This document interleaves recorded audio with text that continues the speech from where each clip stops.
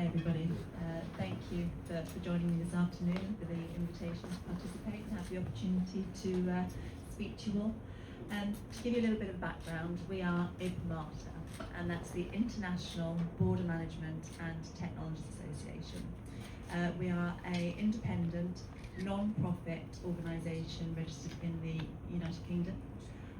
We are promoting global collaboration and best practice in current and future border management principles and technology.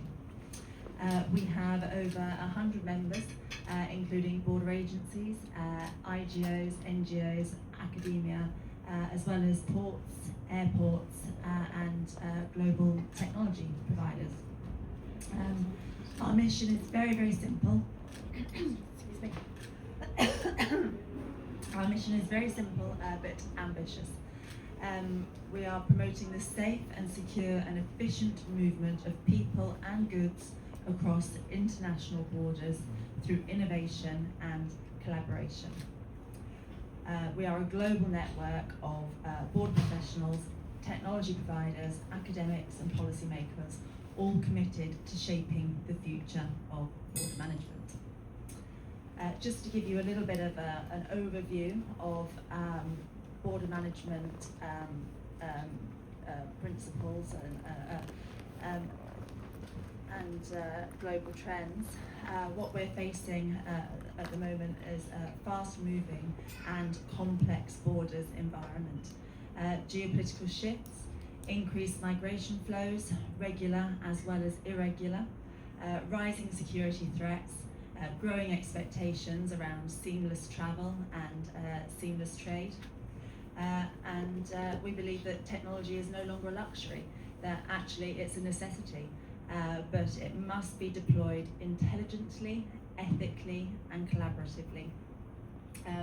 From AI-powered risk analysis to biometrics, digital identity, e-gates, drones, and integrated targeting platforms, technology is transforming border control. Yet no technology can function in isolation. It requires a strong relationship between developers, integrators, and the agencies on the ground who must use these technologies under real-world pressures. This is where collaboration becomes essential between governments and industry, and between regions and continents. Cross-border threats require cross-border solutions, so no single country, agency or vendor has all the answers. We must build and maintain trusted ecosystems. So that's a little bit about IBMATA and obviously an overview of the global trends and the landscape of border management, and I understand that some of you might have some questions for me.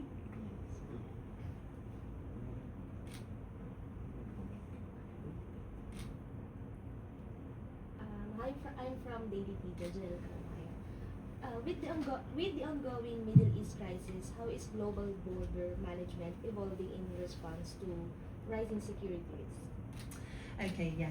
I can't talk about any particular geopolitical threat, but what I can say is that, yeah, in any time of sort of increased tension, it does ultimately put pressure on a border.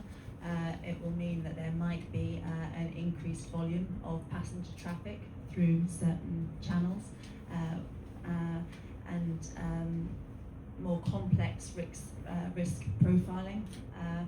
So realistically, it highlights the need for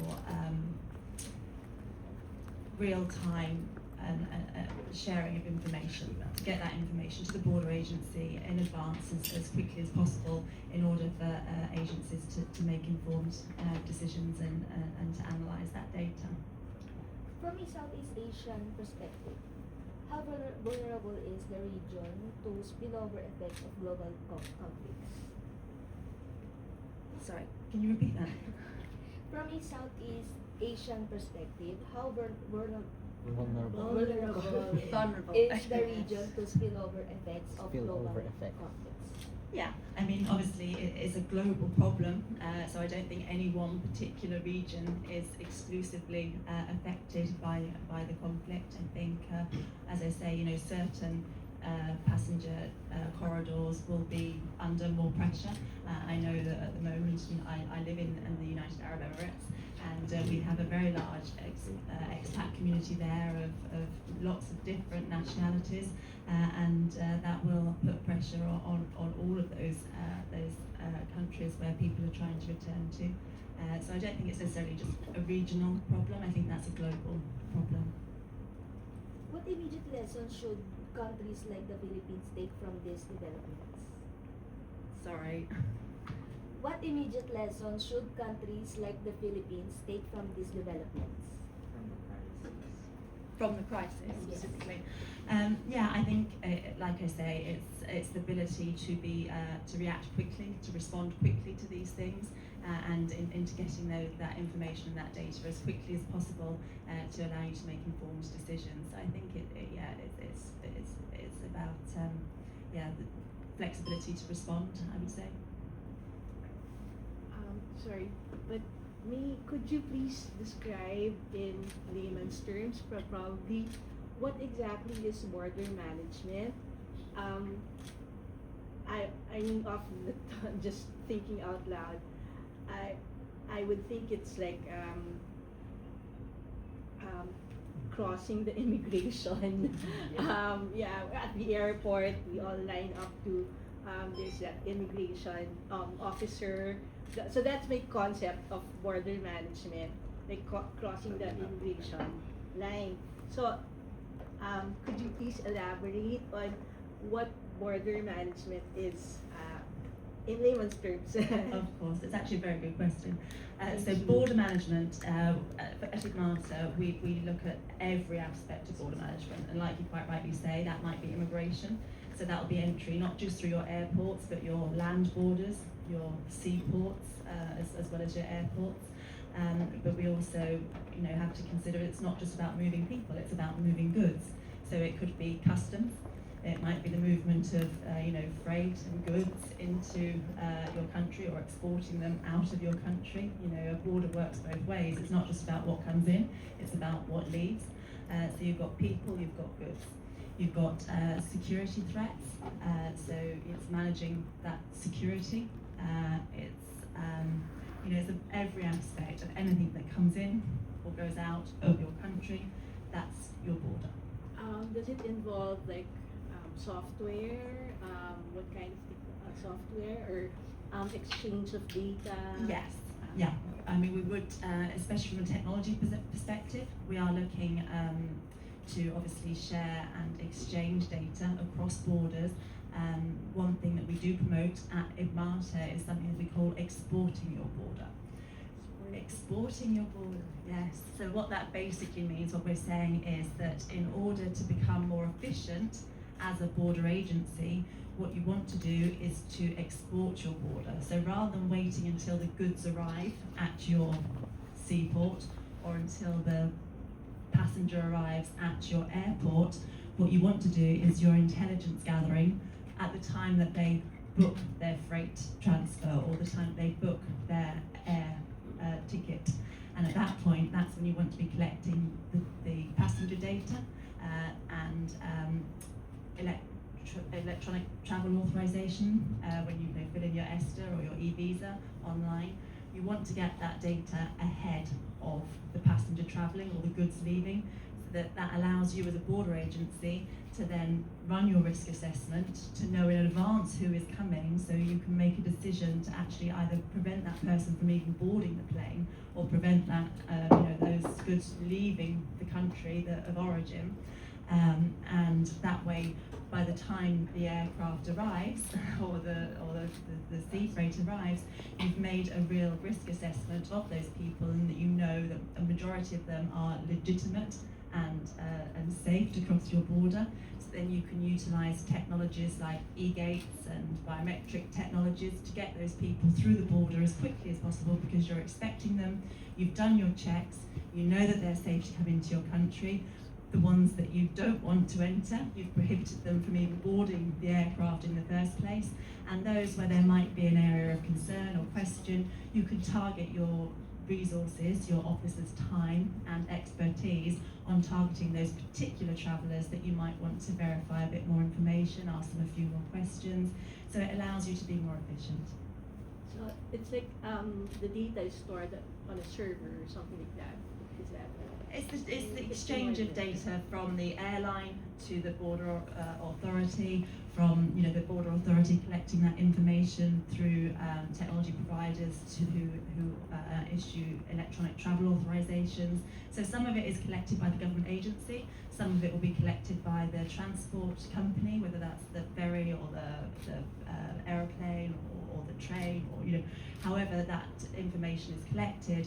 It's how you then use technology to get all of that information to your border agency from several stakeholders in the passenger journey, and how then what you do with that information and how you run your analysis on that data, and then how you make a decision. So that's when we're relying on technology to support us in being able to do that. Does that make sense? I think so. Last, I just read something last week that there was this woman who was going to board a plane, and I think she was going to the US or Europe, and then she was flagged because the authorities found out that she was going to go in another country as a surrogate and not exactly as a like a worker. So I mean, wherever she was going, like surrogacy is not allowed or something like that. So she was not allowed to leave because the authorities discovered she was going to come in as a surrogate and not what she declared as a legal worker. Yeah. And that's exactly what we're talking about. It's exactly those scenarios where you can actually make that decision before she's even arrived at your border. You can say, no, this doesn't fit with our country's laws or legislations. We don't permit entry, and you don't have to wait for her to arrive and then remove her. You can just stop her from coming. So that's exactly what we're talking about. An example, a very good example of exporting the border. Hi, Tristan Paris from Manila Feed. So Filipinos really love to travel, and speaking of, there are a lot of times that people would buy tickets and then they get off-boarded. So my question is, how can governments balance security and efficiency without compromising traveler experience? Yeah. So again, that's what we're talking about here. It's balancing facilitation with security, and they're not mutually exclusive. So by doing what we've said, by exporting that border, by taking that data in advance, by removing all the legitimate travellers from the extra checks and getting those people through the airport as quickly as possible, we can use things like e-gates and travel corridors and biometric technology. There are borders now in the world where there's not even a gate. You can literally just walk through a tunnel with a camera and just keep walking. There's no physical barrier. So we can get people through airports very, very quickly by doing these checks ahead of time before people arrive, so that we can then concentrate our efforts on the people that might need a little bit more attention, and they might need to be spoken to by an officer, a few extra checks to be done. But that's how we balance facilitation versus security. Both are equally important.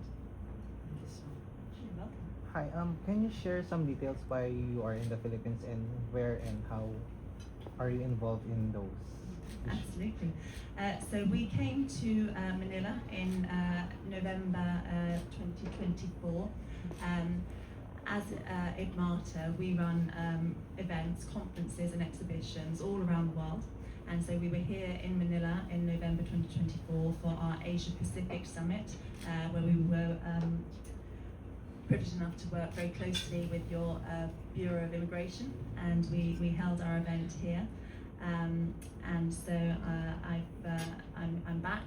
We haven't been here for 18 months, so I'm very keen to come back, and I'm going to be meeting meeting with your Commissioner of the Immigration Bureau tomorrow, where I'm keen to understand what's happened in the last 18 months, what developments have been made, what's new in the region, what's new in the Philippines. And I'm also here meeting some of our IBMATA members. As I say, we have both government and industry members, and we're very fortunate to have Secure Report as one of our members and long-time partners, and I'm going to be meeting with them this week and learning what's happening with them and their development, and it's exciting. I'm very pleased to be here. Your visit last 18 months, what was the most concerning issue you have seen? When we were here last time, there's when we were here last time, we ran a workshop on human trafficking. We were working with the IOM and the Bali process, and we were looking really at, we had government officials as well as industry professionals, subject matter experts, and academia in the room, and we were just exploring ways, because I know that it's a sensitive and subject here in high priority in the Southeast Asian region. So we were looking at ways that we might be able to contribute towards finding a solution and helping with the issue of human and child trafficking. So that was one of the things that stood out for us last time we were here. 18 months, do you think there will be changes? Will there be changes? Borders are evolving all the time. It's fast-paced, it's moving, threats change, technologies develop, governments change, geopolitical situations change. It's constantly evolving. Yes, it will change. Yes, we will make advancements. Technology is improving. Every day we're making, new improvements, and new systems are being implemented that are making meaningful and positive change. But as fast as we change, change happens again. We'll have a change in government, we'll have another crisis, we'll have another COVID, we'll have another, it's constantly evolving. And I think, as we were saying before, the key is to be as, to be as fluid and as flexible as possible to be able to cope with the new challenges as they happen, and utilising technologies to help us do that, is definitely the way forward.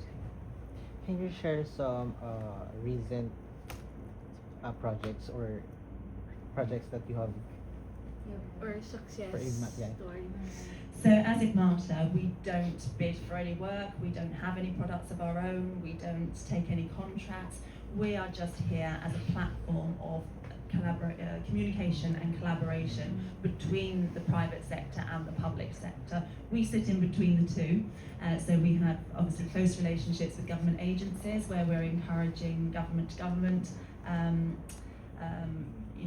interaction and communication and sharing best practice, because that's very important to learn lessons from what our neighbours and friends across the water have done.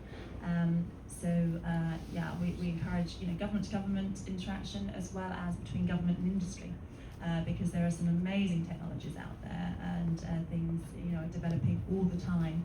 And I think it's really important that these government agencies are aware of what the private sector can deliver, because nobody has, like as I said, nobody has the entire solution on their own. Government need industry to support them, and an industry need to obviously understand the challenges from government, and so that they can help to develop the technologies that will work in a real world setting and are fit for purpose.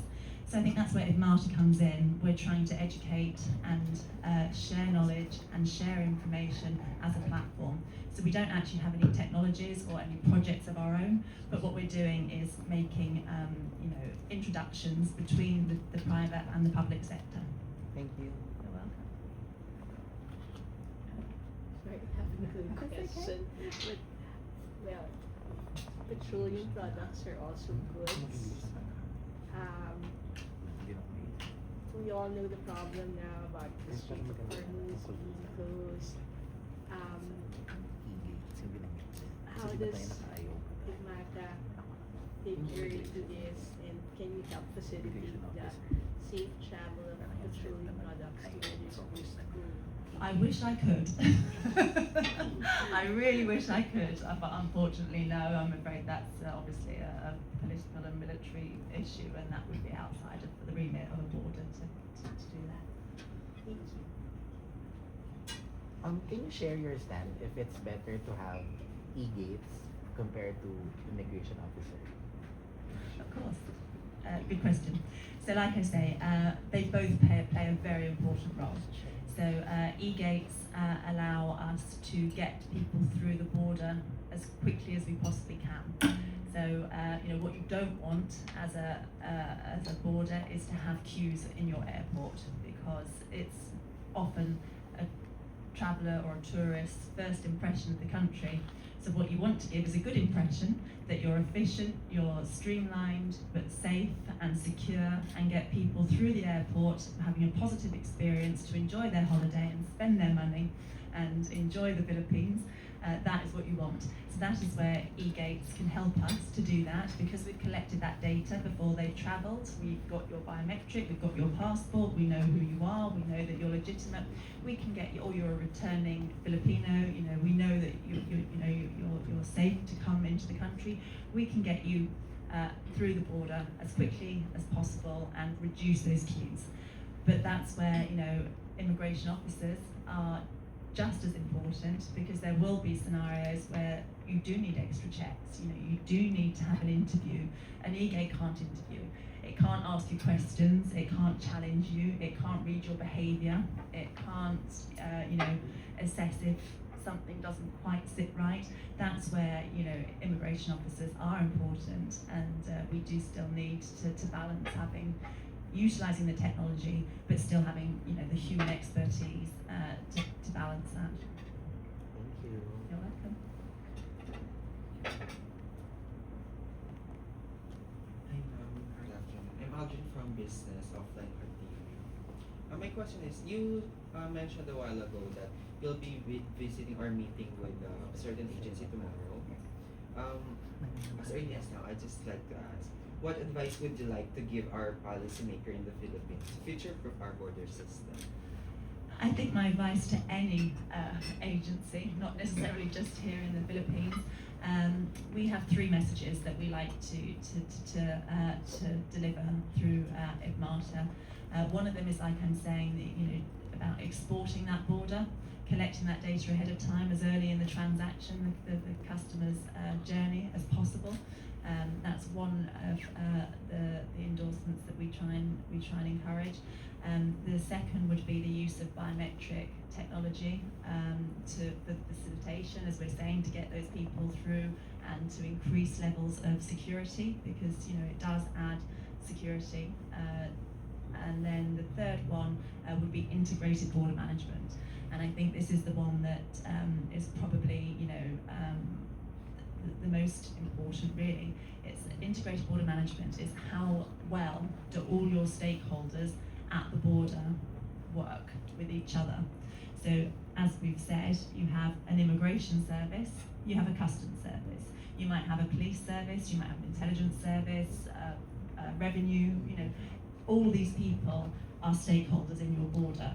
They all have an interest in what is crossing your border, whether that be money, goods, people, animals, whatever's crossing. There's, it might be the environmental agency. There are so many stakeholders, and the important thing about having a strong border is making sure that all of those departments are connected.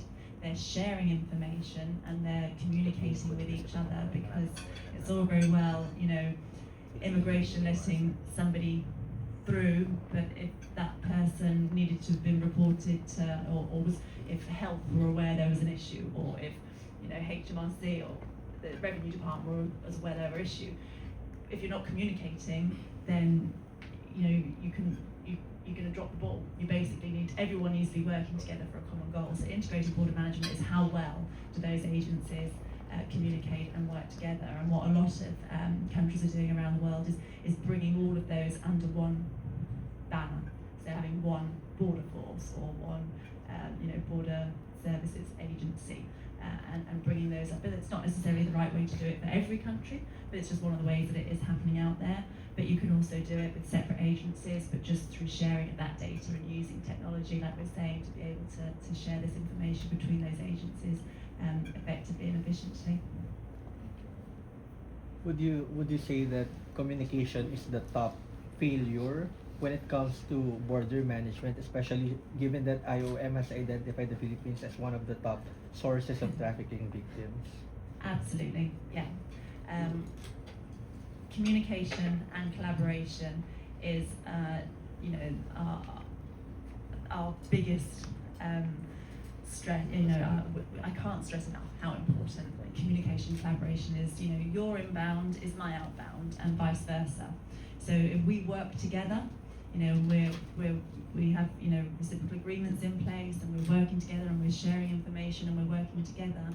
We can make the biggest difference. If I'm communicating what challenges we have at our border, and I can learn from you, then we're all going to be better off. And if I can tell you what hasn't worked for me, that you might learn from that, then we're all going to benefit. So I definitely think that communication is something at IBMATA that is very, very important to us, and it is our primary goal. Really is well, we run our events. We do events in 5 regions. We do one here in ASEAN. We do one in the Middle East, Europe, Africa, and Americas. So we do these events all around the world, encouraging not just regional cooperation, but global cooperation, global communication, looking at what the trends are and learning from each other, and we all benefit from that. So absolutely. Do you another question? Do you also tackle or advise the policymakers on the hot topic on the use of backdoors, the unmonitored entryways to other countries? No, as an NGO, we don't give advice. That's not our role. Okay. Our role is here to sit in between agencies and make introductions and to facilitate the conversation, to help educate, like I say, and to provide information. But we don't make any recommendations. No. Thank you. How do you make sure that the system you're building is safe?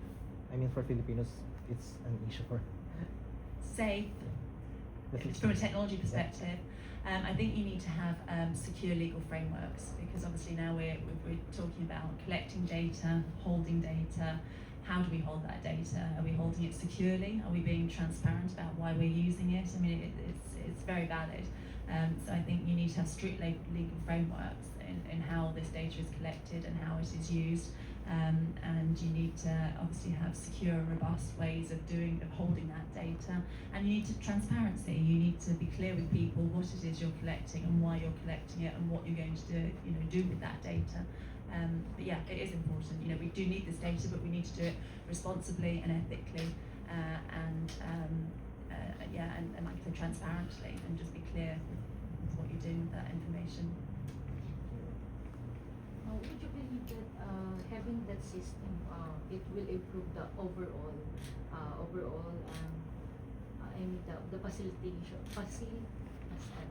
Facilitation. Yeah, facilitation. Border management. Yes, and including the mispractices in the airport. It's really, Mispractices as yes, it's like the Fugitives, yeah. fugitives going through. Yeah. Yes. Okay. So yeah, I mean, facilitation is about getting the legitimate people through as quickly as possible. But what that allows you to then do is, once you've removed the good people and you know that they're safe and you've got those through as quickly as possible, then it gives your officers time for the people that may have ill intention. They might not all the time, but they might.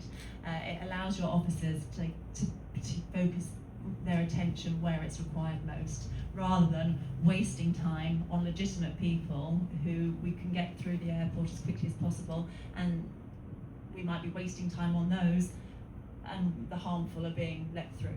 So it just allows us to be a little bit more efficient and effective. It's more secure, more robust to use these technologies to filter out the good people, so we can just get them through and that we can improve their experience, because passenger experience, as we've said, is really important. So they have a great experience. They're through the airport as quickly as they possibly can be, and that allows our officers to then spend more time, looking at on an individual case-by-case assessment with people that may potentially be, more a higher risk, not so legitimate. Does that make sense? Yes. Anyone?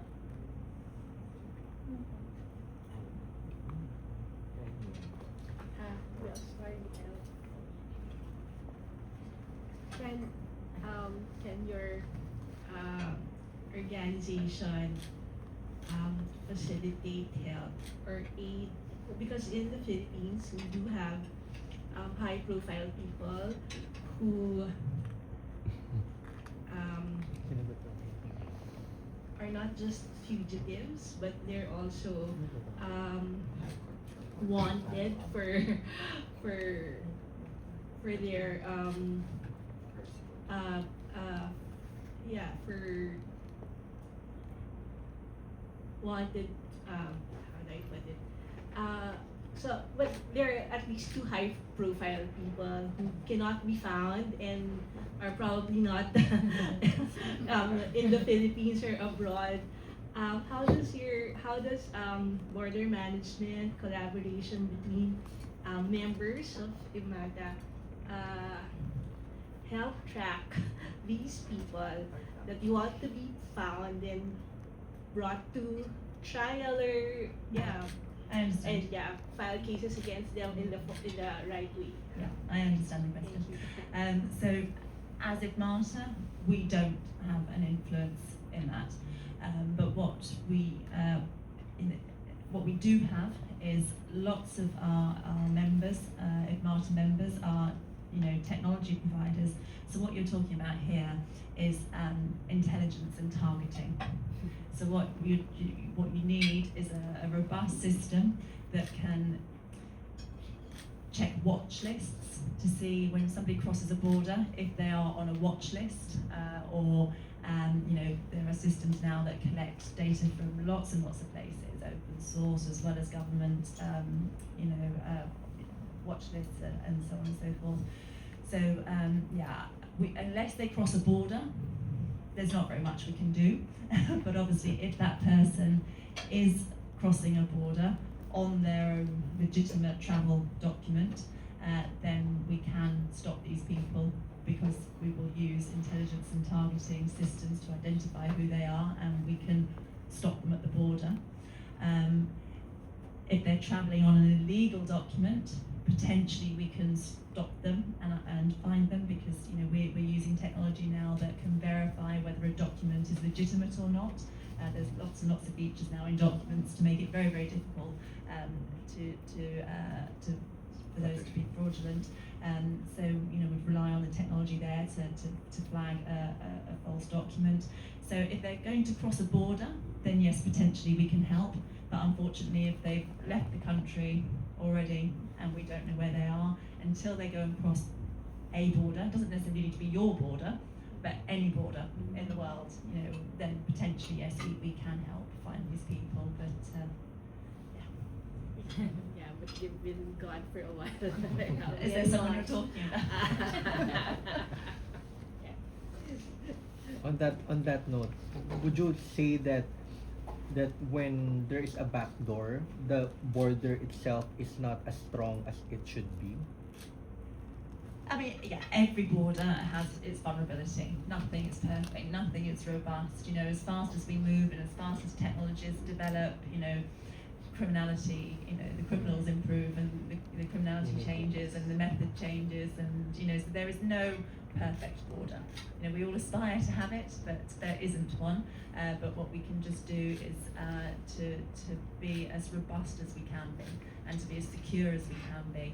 And that's what they say. That's why, you know, we at IBMATA, we genuinely believe that in order to do this, we have to embrace technology to help us do that. And it will just minimise the chances of you know, these criminals crossing our borders. Yeah, granted that the Philippines is an archipelagic country, it's Yes. harder to Much put harder. the borders in place. Yeah. Yeah, you're quite right. That is very challenging. That does, because you have so many ports of entry here, it does put additional pressure on the border agency. But I think the key to trying to sort of counterbalance that is standardisation. So making sure that all your ports of entry on all the islands, whether they're land or sea or airport, that they have access to the same systems and the same solutions, so that you know, it shouldn't matter whether it's, you know, a main airport or a regional airport or a regional seaport. You need to make sure that your officers have access to the same systems throughout, and that can help minimise the pressure. But you're right, having numerous ports of entry, that does add an additional level of complication to the border agency. On a lighter note, have you been to our beaches? Do you know, I haven't been to your beaches. Every time I have come to the Philippines so far, it has been for work, and I have been in Manila. But I have many Filipino friends, and they all tell me that I need to go to Boracay. Is it Boracay? Yeah. Yes. Palawan. Yes. So next time I come, it will be with my family, and yes, I would love to come and spend some time and see a little bit more of this beautiful country and the beautiful people that I get to enjoy meeting when I do come. What else are they telling you to try? Oh, Christmas. I've been told that Christmas is very, very special here, that you start celebrating Christmas in September. Is that right? Yeah. I love Christmas, so yeah, I'll be back for Christmas maybe, spend Christmas on a beach somewhere. That would be fun.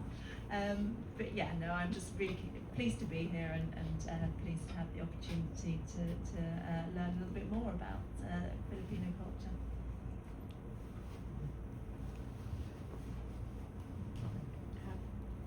Jess will ask for your closing statement. My closing statement is, yeah, I think the message and the theme from us at IBMATA is it's about collaboration. Let's work together, let's communicate, and let's try and make the world a little bit safer. Thank you. You're welcome. Thank you.